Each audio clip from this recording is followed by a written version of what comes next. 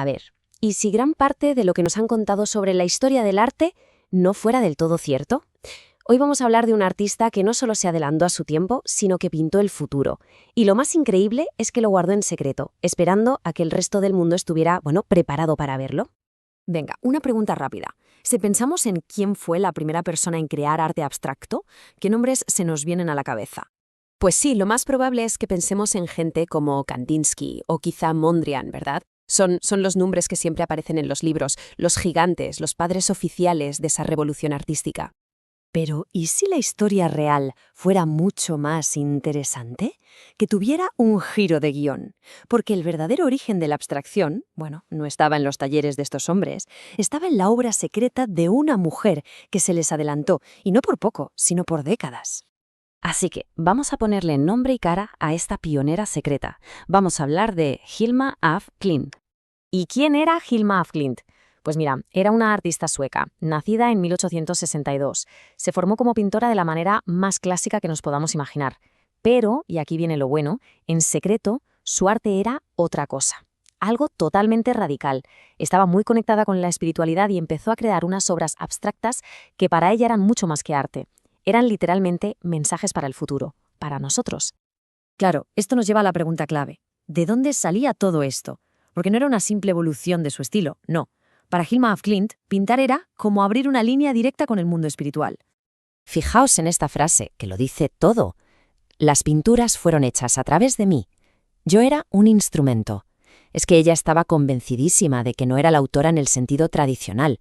Se veía a sí misma como un canal, un simple instrumento. Su trabajo, según ella, era plasmar las visiones que le llegaban de guías espirituales. Una pasada. Y para que veamos la magnitud de esto, echemos un ojo a las fechas. La fecha clave, la que lo cambia todo, es 1906. Ese año, Hilma af Klint empieza su primera gran serie de obras abstractas. 1906. Estamos hablando de años antes de que Kandinsky, el supuesto padre de la abstracción, pintara su primera acuarela abstracta. Es que, sencillamente, llegó antes. Se adelantó a todos. Pero es que además, su arte no era solo una cuestión de ser la primera, de romper con lo establecido. Para ella, cada cuadro era algo más profundo. Era como un mapa del futuro, una profecía visual sobre hacia dónde se dirigía la conciencia humana. Dentro de su obra podemos ver como tres grandes temas que se repiten. Por un lado, el despertar espiritual. Lo vemos en esas espirales, en la dualidad, que para ella era la conexión entre lo que vemos y lo que no. Luego está la evolución social, ¿no? Con esos patrones geométricos, esos colores tan vivos que hablan de ciclos de cambio, de igualdad, de progreso. Y por último, una especie de nueva ciencia, lleno de diagramas y formas que parecen energía pura, como anticipando un futuro donde ciencia y espiritualidad por fin se dan la mano. Todo junto, pues pinta un retrato de una humanidad en plena transformación. Y de ahí salen unas predicciones que son para quedarse de piedra. Hablaba de un despertar global de la conciencia, a nivel masivo. También de un futuro en el que el arte, la ciencia y lo espiritual dejarían de ser cosas separadas para fusionarse. Y ojo a esto, entendía la evolución humana no como una línea recta hacia arriba, sino como ciclos. Ciclos de crisis, sí, pero que siempre, siempre nos llevarían a crecer.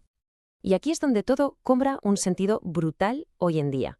Porque, pensémoslo, la búsqueda de la conciencia, el mindfulness, la ecología, la conexión con la naturaleza, esa idea de que ciencia y espíritu no están reñidos, son los grandes temas de nuestro tiempo. Pues bien, Hilma af Klint ya estaba pintando sobre todo esto hace más de 100 años. Es alucinante. Vale, pero entonces surge la pregunta del millón. Si su obra era tan revolucionaria, ¿cómo es posible que haya estado oculta tanto tiempo? ¿Y qué significa todo esto para nosotros hoy? Es que es la gran paradoja de su vida, ¿no? Fue la primera, una pionera clarísima, y sin embargo, su nombre no aparece en los libros de texto junto a los de Kandinsky o Mondrian. ¿Por qué? Bueno, pues la respuesta es tan increíble como sus cuadros. Porque la decisión fue suya. Ella misma, en su testamento, dejó escrito que su obra abstracta no debía mostrarse. Estaba totalmente convencida de que el mundo de su época sencillamente no estaba preparado para comprender lo que ella había pintado.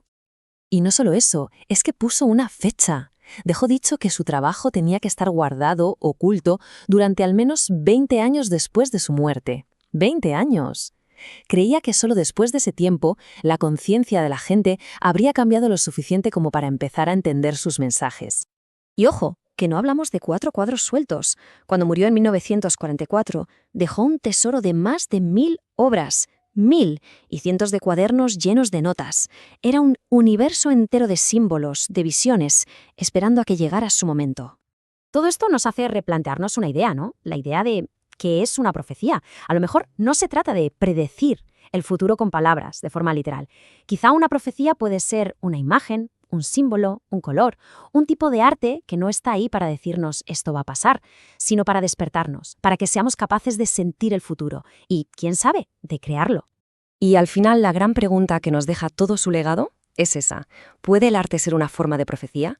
¿Un vehículo para visiones que viajan en el tiempo? Hilma af Klint, desde luego, creía que sí.